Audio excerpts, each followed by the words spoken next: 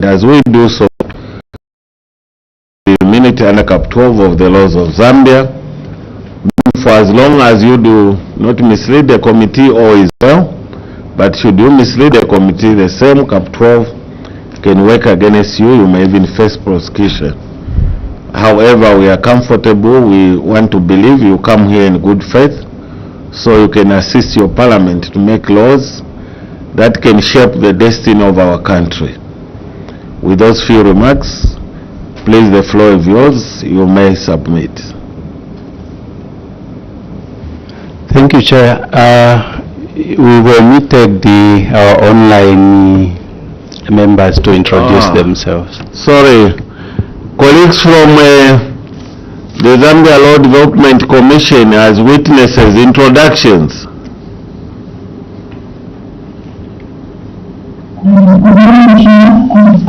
Which one? I am Director and Secretary at the Zambia Development Commission, and which one? For allowing us to join you remotely. Indeed, Madam, you are most welcome, Madam. Thank you, Chair. I'll ask my colleague, Jerry, to introduce herself before we present our submission. Good morning, Chair. Good morning, members. My name is Jerry. I'm acting research coordinator at the Zambia Law Development Commission. Thank you so much. Thank you. Witness, I'm being guided. I think you were asked to submit on one item. That is number 2, the excessive bureaucracy. We request that you summarize your submission, as we seem to have already run out of time. We apologize, but please be specific to that item. We really appreciate. Thank you.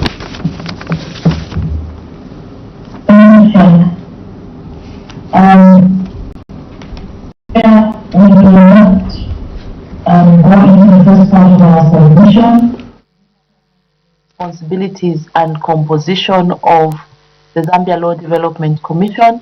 We believe, Chair, that your committee is familiar with the commission.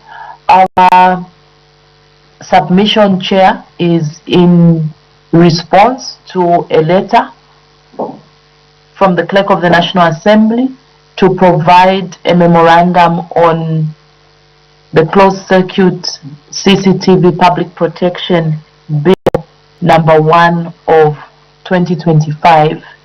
The request, as you indicated, Chair, also arises from some concerns that were raised by His Excellency the President regarding this particular bill.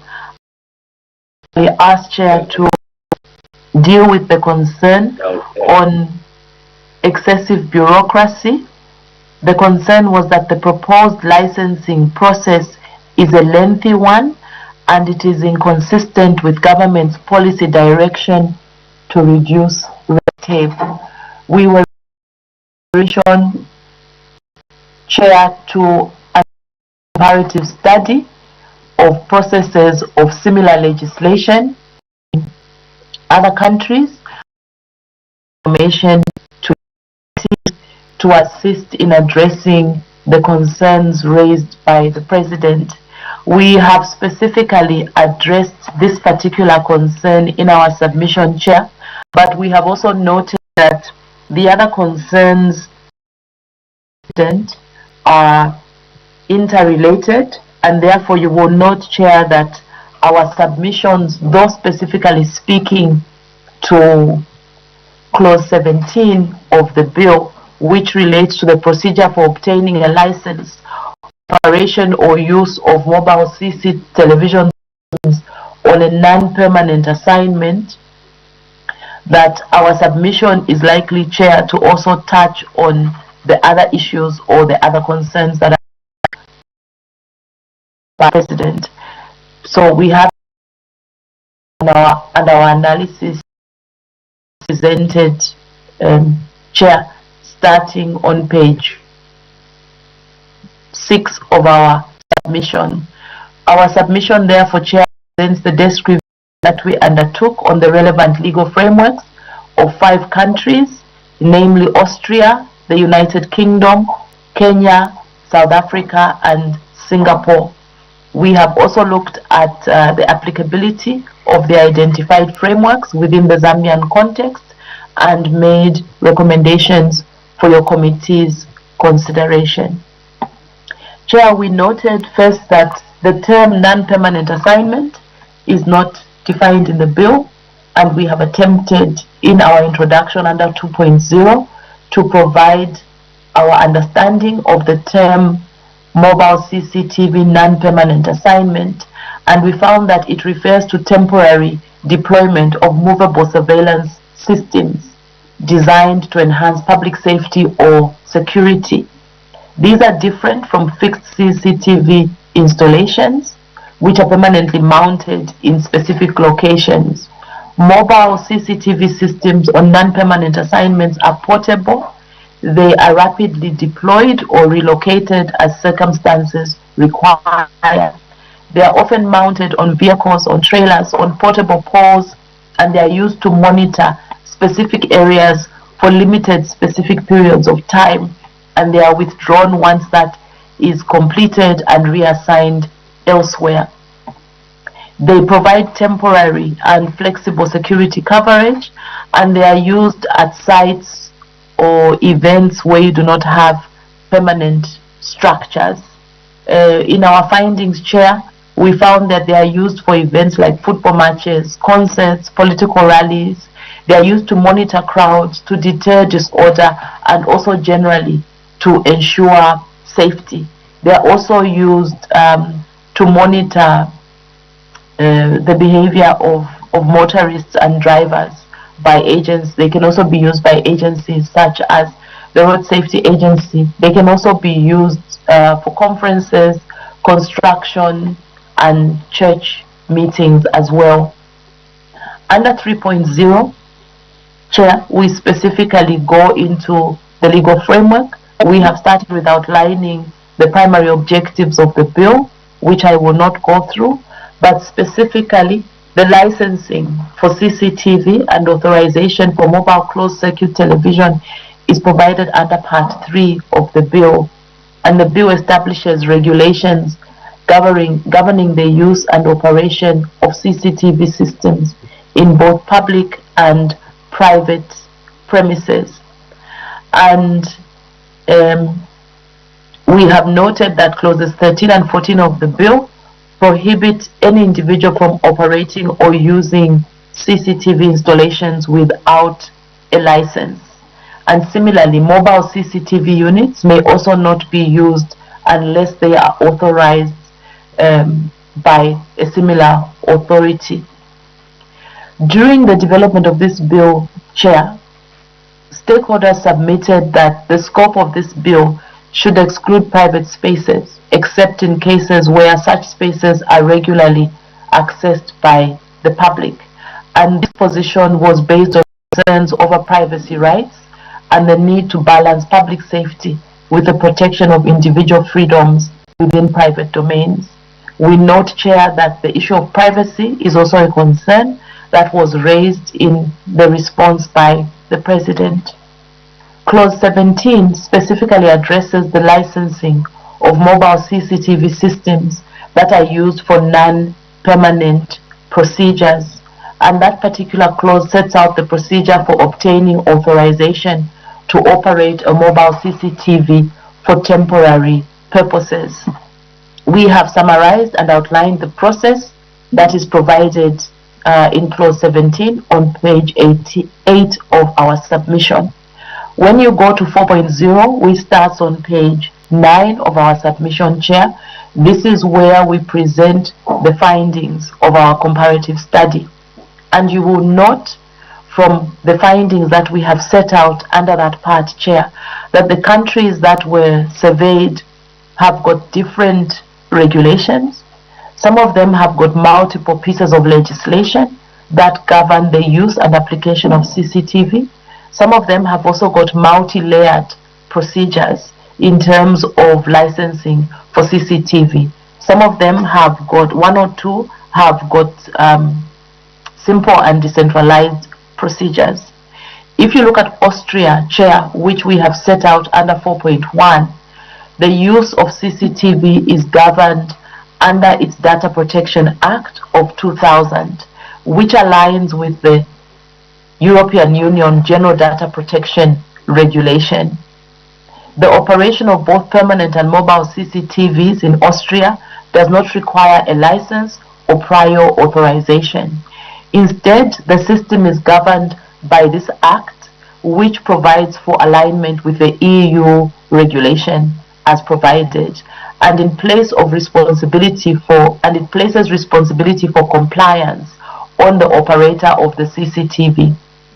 It also requires that any CCTV surveillance must first have a lawful, necessary, and proportionate purpose, such as protecting life, property, or the fulfillment of a statutory obligation. It also requires that any recordings on CCTV footage, CCTV systems must be preceded by an operator publicly notifying individuals by displaying in a visible place very clear signage to indicate that surveillance is taking place, and operators are obligated to securely handle and store any footage and ensure technical and organizational safeguard is put in place and unauthorized access or tampering is prevented in the case of Austria, and it gives a time period within which the footage must be kept. These requirements apply to both mobile and temporary CCTV installations as well. Oversight for those particular systems is undertaken by the Australian Data Protection Authority, which does not issue licenses, but instead only monitors and enforces compliance. In practice, the Australian system operates on a self-regulatory basis and a self-regulatory principle. When we go to the United Kingdom, which we have set out under 4.2, Chair, the use of mobile CCTV systems is regulated under the Protection of Freedoms Act of 2012, the Surveillance Camera Code of Practice, which guides the operation of both fixed and mobile surveillance cameras. For CCTV systems that are used in a security context, operators need a license, which is issued by a Security Industry Authority, and this plays a central regulatory role in the UK's private sector security system, including oversight for certain CCTV operations which are used for security purposes. The Data Protection Act of 2018 provides data protection obligations in the use of CCTV, and it is also aligned with the General Data Protection Regulation. In the UK, in addition, the Secretary of State is also expected to prepare and publish a code that gives practical and technical and procedural guidance on when and how CCTV surveillance cameras are to be used. The code covers various considerations on the use, the standards, the location, the handling of CCTV issues and complaints, and the application of such complaints and handling. In addition, it creates the post of a surveillance camera. Madam. Hello, Madam. Yes, just a little interruption. You may wish to note we are live on both TV, Parliament TV and radio. We'll request you switch on your camera so that we can be able to see you as you submit. Please switch it on so we can see you on the screen. Thank you, Chair. Thank you, Madam. Clear, Chair. Yes. Thank you, Chair. Just put full screen. I may not be able to put full screen, Chair. I am using a soft copy of, anyway, let me try. I'm using a soft copy of the document. Okay, madam, we are able to see you. However, if you fail to put full screen, then it's fine. But Thank please you, note, we are live, we are on air. Thank you. Thank you, Chair. You may proceed, madam. Thank you. Thank you, Chair. Chair, the UK Act also creates the post of a surveillance camera commissioner to encourage compliance, to review the operations of the court, and to provide advice where it is required. And also there's provision for publication of reports, and this is intended to deal with questions and issues of transparency and guidance, and not necessarily to make the pre-approval processes cumbersome. In the UK system, Chair, licensing requirements are set out under the Private Security Industry Act 201, and they apply chiefly to private operators engaged in public space surveillance, and they require ensuring that personnel rather than equipment, personnel operating the CCTV equipment rather than the equipment vetted for. Public authorities, by contrast, operate under the code's accountability and the reporting standards rather than the case-by-case licensing in this particular case. In addition, Chair, in practice, the UK framework transfers responsibility to authorities or organizations by deploying CCTV rather than requiring prior approval from a central body. Local authorities and police forces are expected to conduct data protection impact assessments under Article 35 of the UK's General Data Protection Regulations, and to publish surveillance policies, to maintain records for the system, to handle data, and also to come up with retention schedules.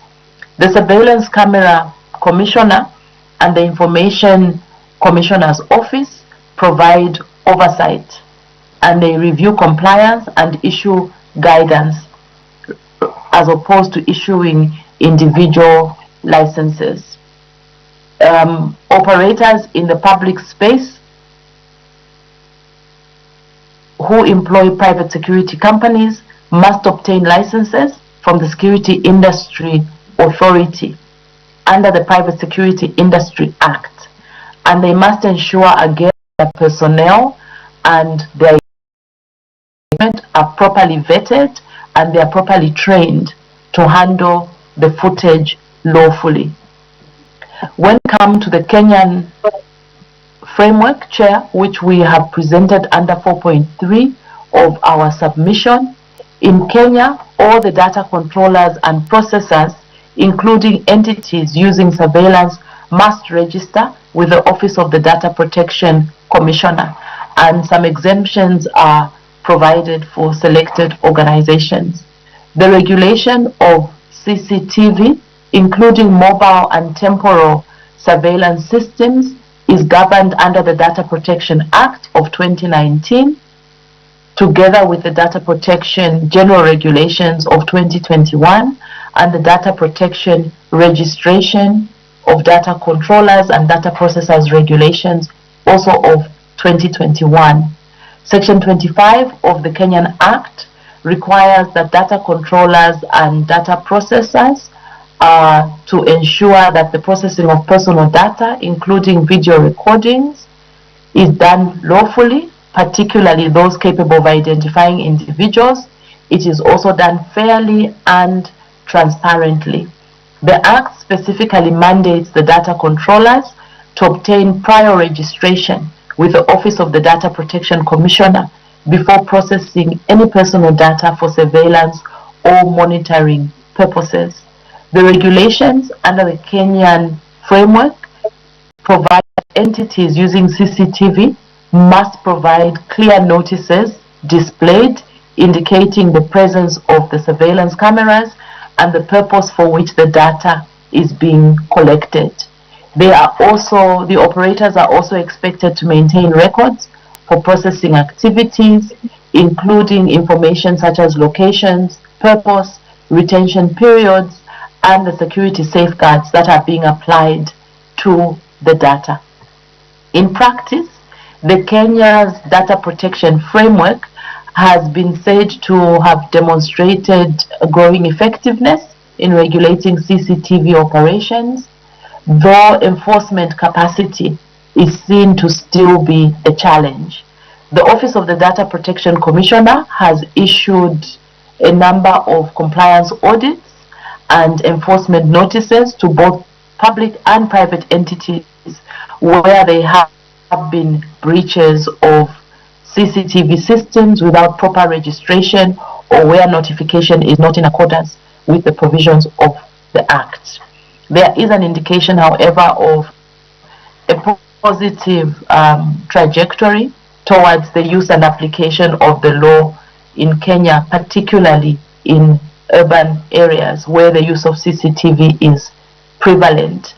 And in the Kenyan system, it has been noted that the overall effectiveness of CCTV has been dependent on continuous public awareness, on institutional capacity of those that are operating the systems, and on compliance. The Kenyan system is considered to strike a balance between protecting privacy rights, facilitating lawful surveillance, and offering a system that is pragmatic and that is also decentralized and has various approval-based systems. South Africa, Chair, which is the last country that we have provided in the last but one country, Chair, that we have provided in our comparative study, has a licensing system that is multi-layered and involves a number of actors. The licensing procedure in South Africa for operating or using mobile closed circuit television sits within a number of pieces. South Africa has the Protection of Personal Information Act, which provides for the core substantive requirements for processing footage. The Regulation of Interception Communication Act governs any audio or other interception of communications. South Africa also has the Private Security Industry Regulation Act, which regulates commercial security providers, equipment, and municipal instruments, and imposes site-specific permits, fees, and also provides for duration limits. You will see from what we have presented, Chair, that in South Africa, the national laws that I have outlined provide the overarching legal framework, but the practical licensing and permitting for procedures for CCTV installations, particularly mobile or temporary deployments, are administered at municipal level.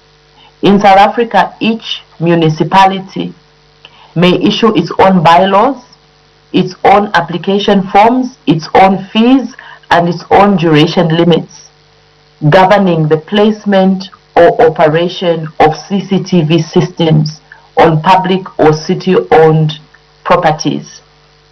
An application to operate a temporal or mobile CCTV in South Africa requires the applicant to identify the responsible party, to state the lawful basis and specific purpose for the surveillance, to describe technical features, disclose the period they will retain the information, the security measures that have been put in place, and also supply the necessary registration where the service is a commercial one. And these requirements are provided for under legislation. Administrative timelines and procedural steps relating to these aspects, Chair, are set up by the authority that is handling the particular application. And we have also provided information on the steps when an application is incomplete and what an authority may require to rectify that particular situation. We have also provided in our submission, Chair, on page 16, how decisions to grant or refuse authorization are made and the requirement for them to be in writing, and also for reasons to be provided to an applicant in a particular case. We have also provided, Chair, how municipal policies exemplify how temporal installation limits and site conditions can be imposed, and we have given examples of 2 municipalities in South Africa. You will note, Chair, that the implementation of the legal framework governing mobile and temporal closed-circuit television systems in South Africa comprises a number of pieces of legislation, and commentators have argued that the system has proven largely effective in establishing clear standards for data protection, accountability, and oversight. However, practical enforcement varies according to municipalities, depending on capacities and other factors, resulting in uneven application and occasional delays in the licensing systems. Singapore, Chair, which we have set out under 4.5 in our submission, when we looked at the regulatory framework for Singapore, we noted that the approach the country has taken is seen to be one that is pragmatic and efficiency driven to govern the issuance of its systems.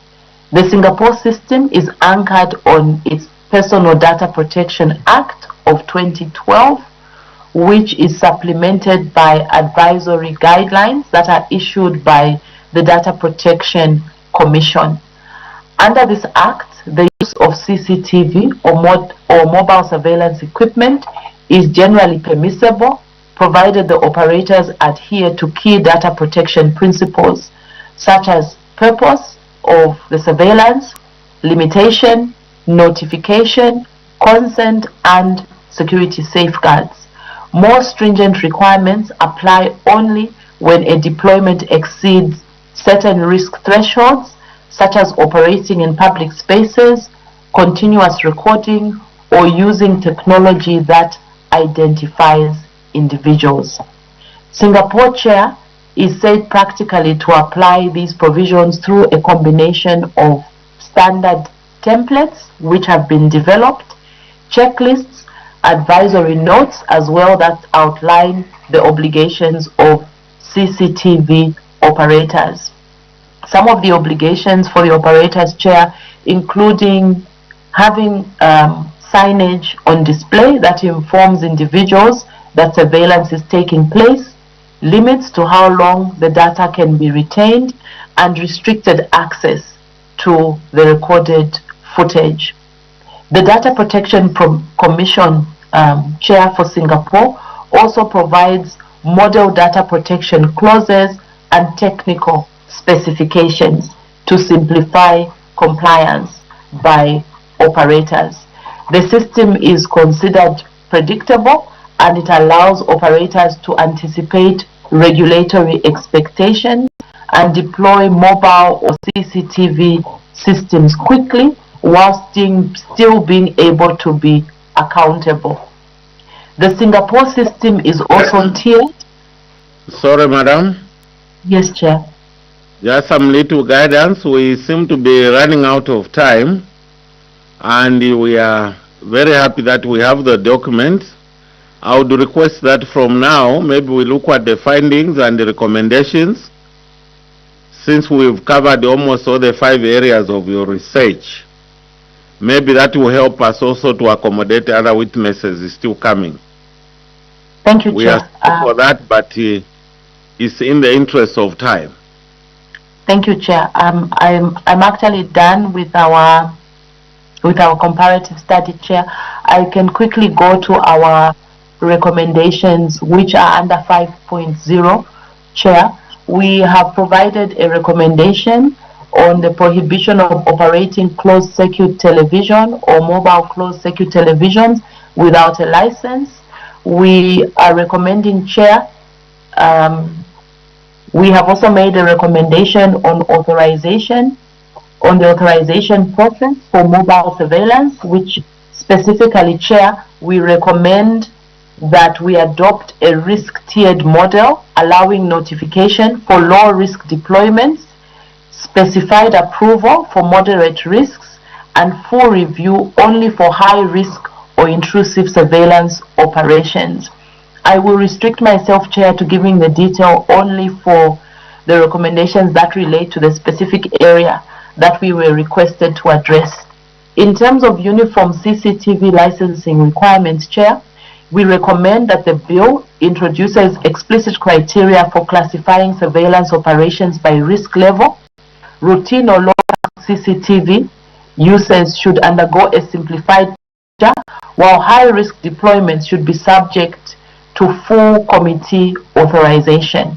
On timelines and efficiency, administrative efficiency, Chair, we recommend that Clause 17 should adopt concurrent review procedures and realistic timelines with provisions for expedited or emergency authorization where public safety demands rapid responses. We have also provided a recommendation on oversight, accountability, and appeals, which I will not go through.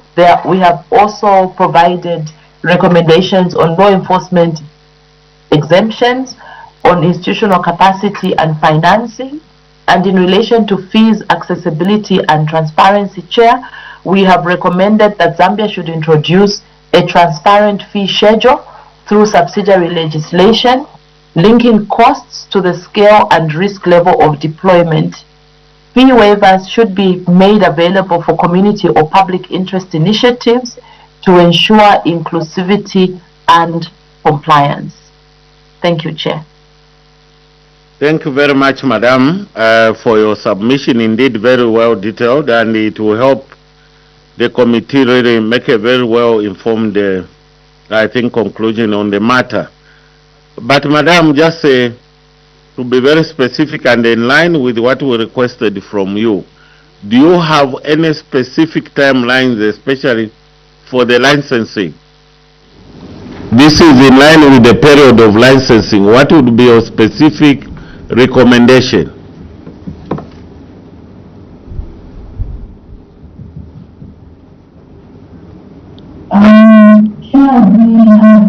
We have recommended that the timelines should be dependent on the nature of the risk and also on the nature or extent of the surveillance. So we are not recommending one particular timeline.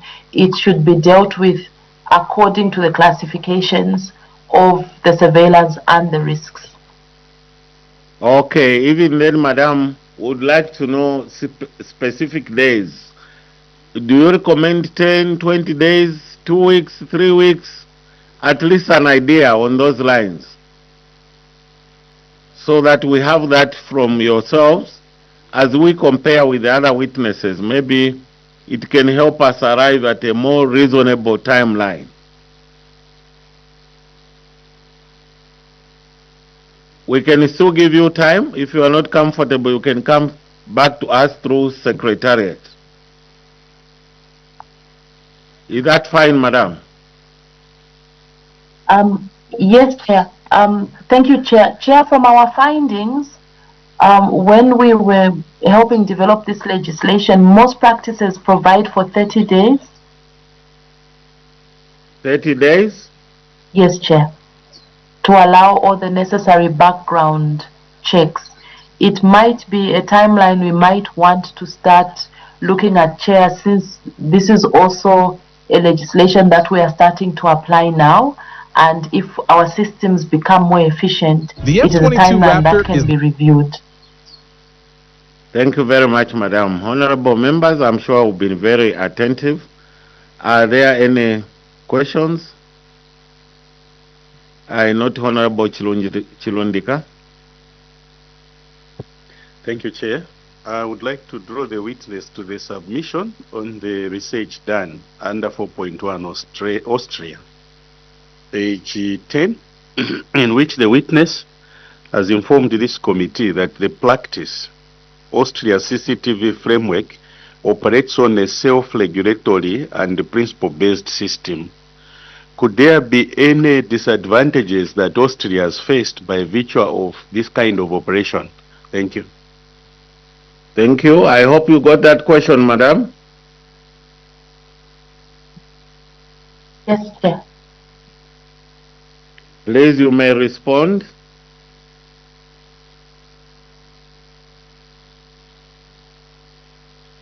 Thank you, Chair. Chair, we did not particularly find in our research any disadvantages that Austria faced in their particular system. But as we look at these particular systems, Chair, we also noted that for us it's important to also look at our operating system and the environment within which our systems are operating, other factors that may affect the efficiency of our system.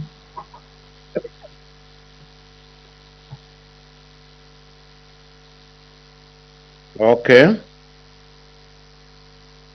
Honorable members, are there still any questions?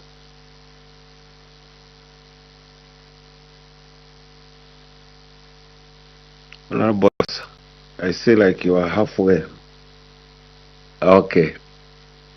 Madam, I think on behalf of the committee, we would really like to thank you for a very well detailed submission. On behalf of Madam Speaker, we want to appreciate your organization's continued interaction with your parliament. We really value this, and we want to put on record that this is the way our country should be run. From our side as parliament, we value organizations like yourselves and many others who do come through. We believe this is the only way in a democracy that we can be able to make laws that can be able to stand the test of time in our country. So your coming today, I think, is well appreciated, and we note your research was quite wide. You touched 5 countries and came up with points for your committee. As you are aware, this is the first time we are introducing this law in our country, and when we have such a well researched paper, it helps us come with a document that I'm sure the citizens of this country will be able to appreciate. And therefore, on behalf of my colleagues, I want to sincerely thank you for this interaction this morning. We want to wish you well, even as we withdraw that little immunity we conferred on you. Together we remain with the greater immunity that all of us in this country enjoy. Please, we look forward to seeing you again, whether it's before our committee or indeed any other committee of parliament that will require your submission. So we want to wish you well, and thank you very much.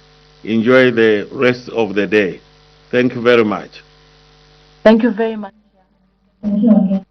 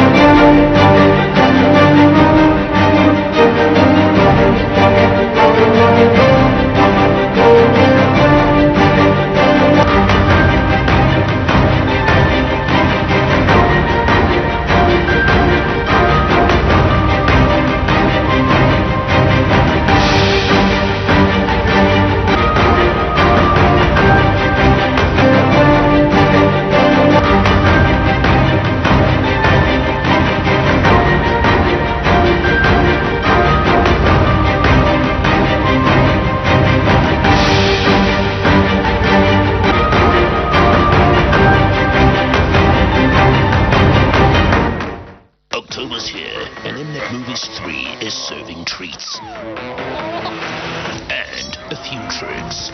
This October, why choose when you can grab the whole bag of action, comedy, and